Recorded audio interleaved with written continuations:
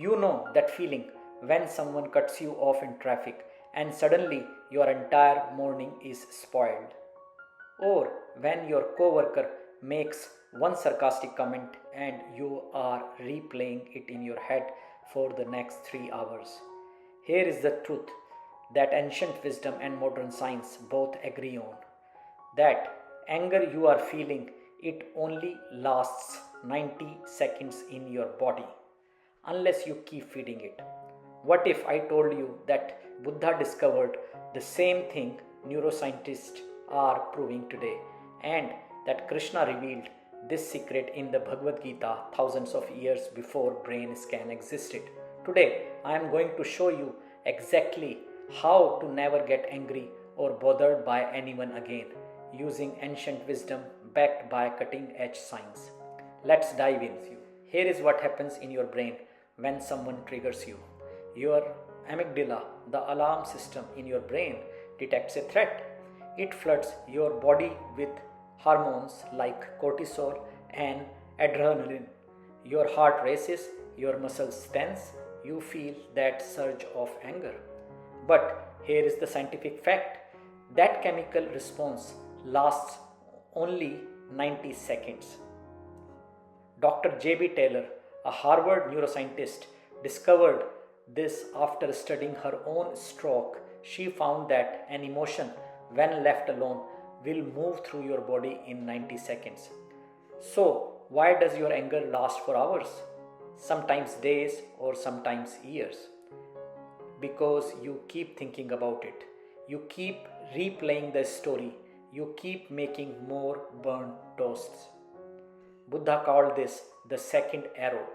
The first arrow is what someone does to you. That's the initial pain. But the second arrow, that is the one you have shot at yourself by ruminating, by replaying in your head, by reacting to it. In Dhammapada, Buddha said, holding on to anger is like drinking poison and expecting the other person to die. The anger is not the problem. Feeding the anger is the problem. In the Bhagavad Gita, chapter 2, verse 62 and 63, Krishna reveals the exact chain reaction that destroys your peace. When you dwell on objects of the senses, attachment to them arises. From attachment, desire is born. From desire, anger arises. Let me break this down with a modern example. Someone does not reply to your text on a social media platform. You start dwelling on it. Why have not they responded? Attachment forms. You expect a response. Desire kicks in. You want validation. Then anger erupts. How dare they ignore me? But here is what neuroscience confirms. Your brain cannot tell the difference between a real threat and a perceived threat. When your coworker makes that sarcastic comment, your amygdala reacts the same way it would if a tiger was chasing you. Your prefrontal cortex, the rational part of your brain, goes offline. It completely shuts off. Buddha taught this as prapancha, mental proliferation. One thought becomes 10, 10 becomes 100. Before you know it, you have created an entire story about how everyone disrespects you. Krishna's solution: break the chain before it starts. Here is a radical question Buddha asked: who is getting angry? Which you can try in your life. When someone insults you, they are insulting an idea, a concept, a story you tell yourself about who you are. Buddhism teaches anatta, the concept of no fixed self. You are not one solid, unchanging thing. You are a constantly flowing river of experiences, thoughts, and sensations. So when someone says you are lazy, they are not attacking the real you. They are attacking their perception of you. And you are defending a story you have created about yourself. Neuroscience backs this up.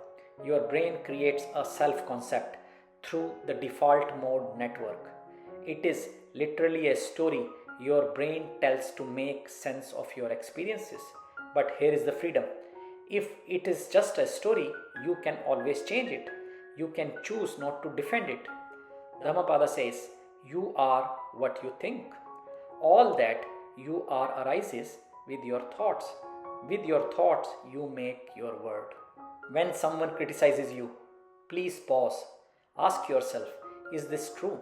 Or is this just their story meeting my story? Most of the time, you will find it is just two stories colliding with each other.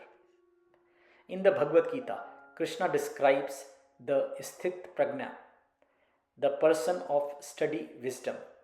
This person remains calm in pleasure, in pain, in honor, or in dishonor.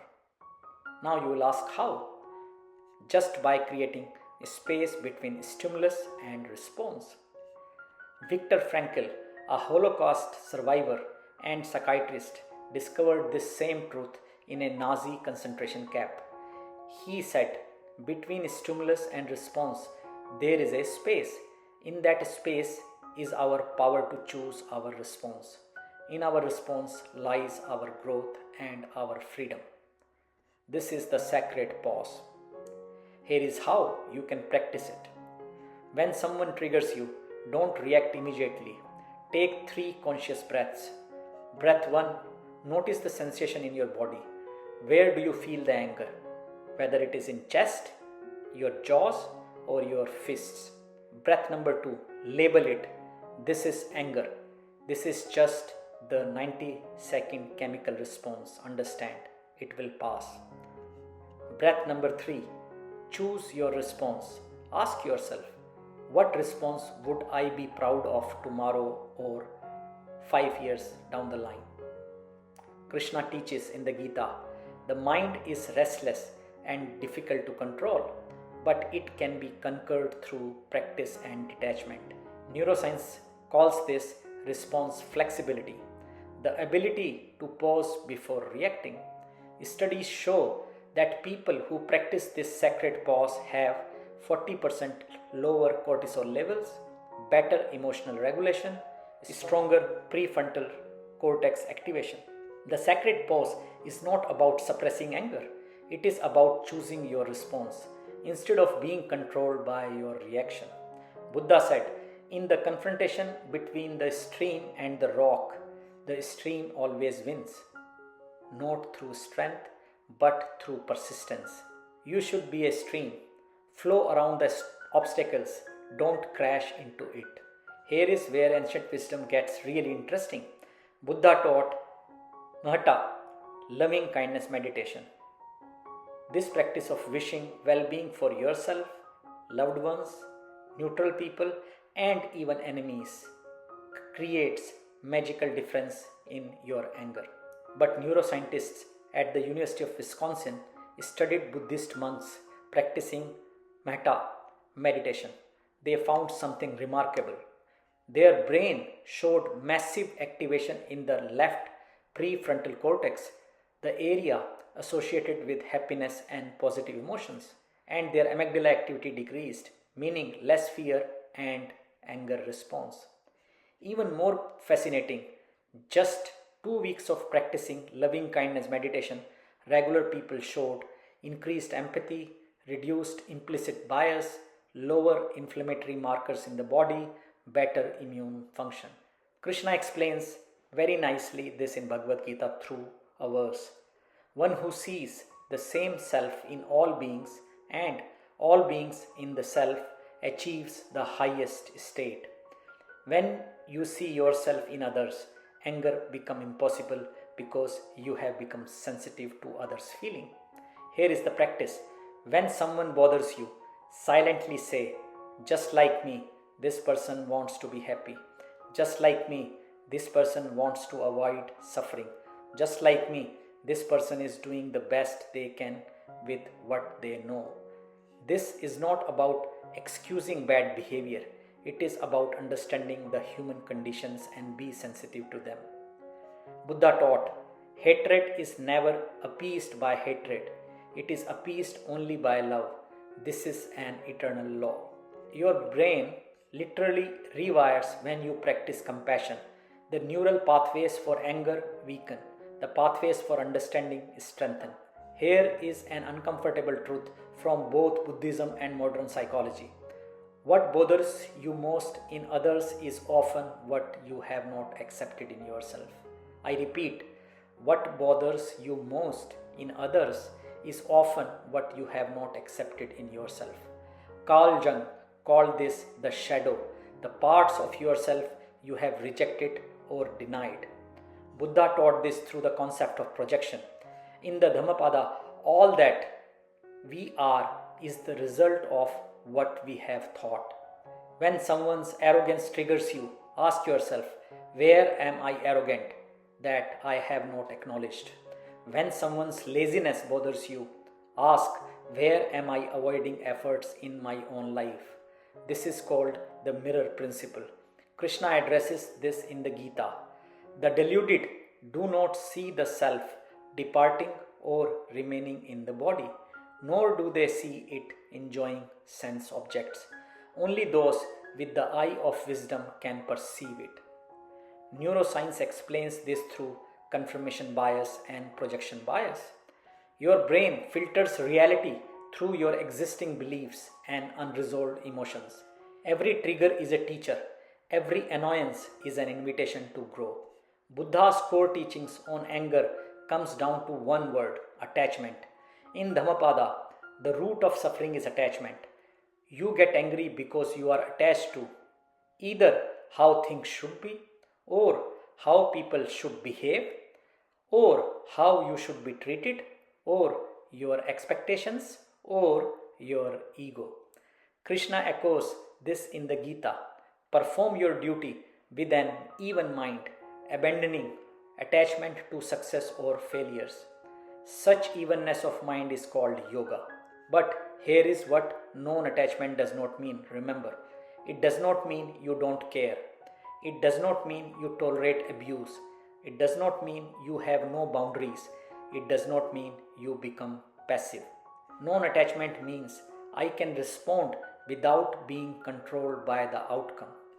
Neuroscience calls this physiological flexibility, the ability to stay present and take action aligned with your values, regardless of difficult thoughts or feelings. Now, I would give you a practice Buddha taught. When someone bothers you, say to yourself, this is happening. I don't have to like it. I don't have to fight it. I can choose my response. Notice the difference. When you find yourself attached to something, you always think and say in your head, this shouldn't be happening. This is wrong. They need to change.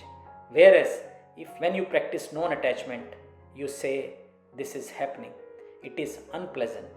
What's my wise response? One creates suffering, the other creates freedom. Choose what you want to do. Here is a powerful technique for you that combines Buddhist wisdom with neuroscience. That is called cognitive reframing, changing the meaning you assign to events. Buddha taught, nothing can harm you as much as your own thoughts unguarded. Your brain's prefrontal cortex is responsible for meaning making. It takes raw data of events and creates a story. Someone does not text you back. That's the raw data. Your brain creates the story. They don't respect me. They don't like me. They are ignoring me. I am not important. But what if you reframed it? They are probably busy. They might be dealing with something difficult in their life. This has nothing to do with my worth. They still love me. Buddha said, we are shaped by our thoughts. We become what we think. Change your thoughts, change your emotional reality. So let's bring this all together into one powerful practice you can use today. When someone triggers you, follow the sequence. Step 1, that is for your physical response, the 90 seconds rule. Pause immediately. Take 3 deep breaths. Notice where you feel the anger in your body. Remind yourself this is a biological or a chemical response which will pass in 90 seconds. For your mental response, the sacred pause. Don't react automatically. Create space between stimulus and response. Ask, what response would I be proud of tomorrow? Step number 3. This is for your emotional self, the mirror principle. Ask, what is this person showing me about myself? Look for the lesson, not the enemy. Step number 4 is for your spiritual quotient. Silently say, just like me, this person wants happiness. See their humanity, not just their behavior. Remember, hurt people hurt people. Listen again. Hurt people hurt people. People who are hurt by someone for some reason will try to hurt someone. Step number 5. This is for your cognitive response. Reframe method. Ask, what else could this mean? Find 3 alternative explanations. Choose the interpretation that serves your peace. Here is the truth. You will never control what other people do, but you have 100% control over how you respond. Ancient wisdom and modern science agree. Anger is optional. Suffering is optional. Being bothered is optional. The 90 seconds neurochemical response, that is biology. But everything after that, that's your choice. Krishna's final teaching in the Gita, you have the right to work, but never to the fruits of work. You should never engage in action for the sake of reward, nor should you long for inaction. Do the inner work, practice the pause, choose compassion, reframe your thoughts, not because it's easy, but because your peace is worth it. Buddha's last word before his death were, all conditioned things are impermanent. Work out your own salvation with diligence. That annoying coworker experience is impermanent. The rude driver experience is also impermanent. The critical family member who did not meet your expectations is also impermanent. Even your anger is impermanent. But your inner peace, that is eternal. That's yours to cultivate. I must admit that it is not easy to follow this practice 100%. And after years of practice, I still lose my patience and deviate from this practice. But I still come back and work on it after years of practicing this. So here is my challenge. The next time someone bothers you, use one of these practices, just one, see what happens. And if this video helped you, share it with someone who needs it. Comment below which practices resonated most with you. And subscribe for more ancient wisdom meets modern science. Until then, keep discovering yourself.